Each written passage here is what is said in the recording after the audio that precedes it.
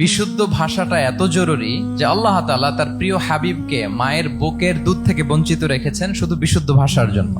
একজন মানুষ সর্বপ্রথম কোন জিনিসের প্রেমে পড়ে জানেন? কথার প্রেমে পড়ে। কথার ধরন, কণ্ঠস্বর, তার অ্যাটিটিউড, তার শব্দের জাদু, এটা মানুষের হৃদয়কে জয় করে ফেলে। তো রাসূল সাল্লাল্লাহু আলাইহি ইসলামের এই এলোকোয়েন্স ছিল। তিনি বলতেন আল্লাহ তাআলা আমাকে সর্বমর্ম বাচন ভঙ্গির অধিকারী করেছেন। মানে উনি যেটা বলতেন এটা ছিল very precise in wording but comprehensive in meaning. এটার যে দোতনা, এটার যে appeal to the heart of the people, to the heart of the listener, এটা অসাধারণ। মানুষের হৃদয়কে জয় করে ফেলতো। আল্লাহু আকবার। তিনি এমন ভাবে কথা বলতেন, কথার মাঝখানে মাঝখানে পজ দিতেন, মানে একটু থামতেন যাতে করে শ্রোতারা বুঝতে পারে। এত চমৎকার করে ওনার প্রেজেন্টেশন ছিল, বক্তব্য মালাগুলো ছিল, ফলে যারা শুনতেছে ইজিলি মুখস্থ করে ফেলতে পারত। রাসূল সাল্লাল্লাহু আলাইহি ইসলামের সবচাইতে বড় ভাষণটি ছিল বিদায় হজের ভাষণ, খুব সম্ভবত। ওই ভাষণের টেক্সট গুলোকে যদি একসাথে করা হয়, আমার মনে হয় 10 মিনিটের বেশি লাগবে না ওই টেক্সট গুলো পড়তে। তার মানে সবচাইতে বড় যে ভাষণ ওনার, ওটা কত ছিল? 10 থেকে 12 মিনিটের ভাষণ ছিল। আমরা তো ঘন্টার পর ঘন্টা বক্তব্য করি, তারপরেও তো আমরা মানুষের মনকে খুশি করতে পারি না। উনি সেই যে 1400 বছর আগে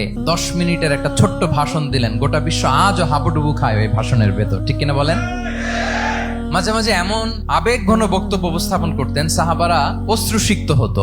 আবার যুদ্ধের ময়দানে যখন কমান্ড করতেন, তখন তিনি রেগে যেতেন। উঁচু কণ্ঠে তিনি কথা বলতেন, মনে হচ্ছে একজন সেনাবাহিনীর কমান্ডার তার ব্যাটালিয়নকে কমান্ড করছেন। আল্লাহু আকবার।